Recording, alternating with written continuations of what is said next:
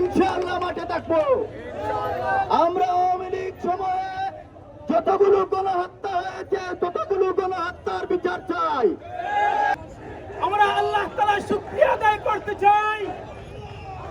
এই ফ্যাসিস্টকে বর্তমান অন্তর্বর্তী সরকার নিষিদ্ধ ঘোষণা করেছে। সবাই আমরা সমস্যারে বলি আলহামদুলিল্লাহ।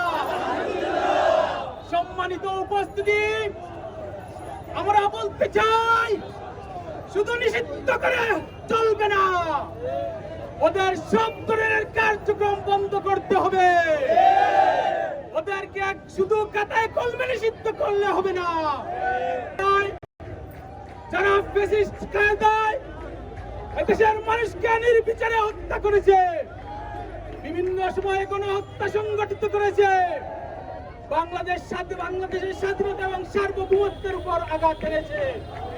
2009 সালে দেশপ্রেমিক মেধাবী সেনাদের উপর হত্যা করে স্বাধীনতার উপর প্রথম আঘাত হানে। দ্বিতীয় আঘাত হানে 5 মে শাপলা চত্বরে কোনো হত্যার মাধ্যমে।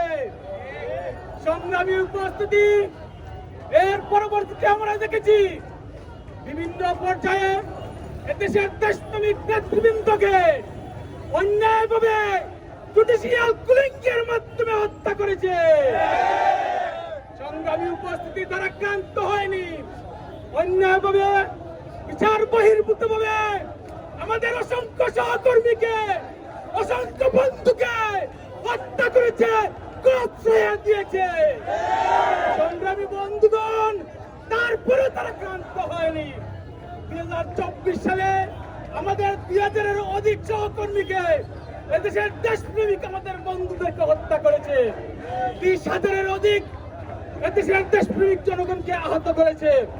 আমরা সবগুলো হত্যা এবং আহতের বিচার চাই।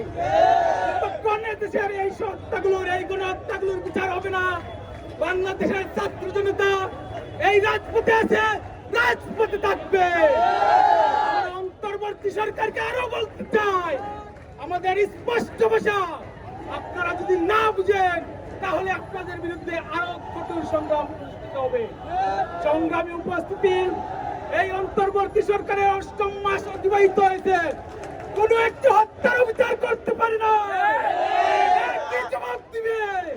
কোন টালবাহানা দেশের ছাত্র জনতা মানবে না। সংগ্রামী উপস্থিতি, বাংলাদেশের জনপ্রিয় জননেতা এটিএম জাহিরুল ইসলামকে কোন টালবাহানায় এখনো বন্দী করে রাখা হয়েছে, আমরা এর জবাব চাই। যদি পরবর্তী 3 তারিখে এটিএম জাহিরুল ইসলামকে মুক্তি না দেওয়া হয়, আদালত প্রাঙ্গণ দেওয়া হবে।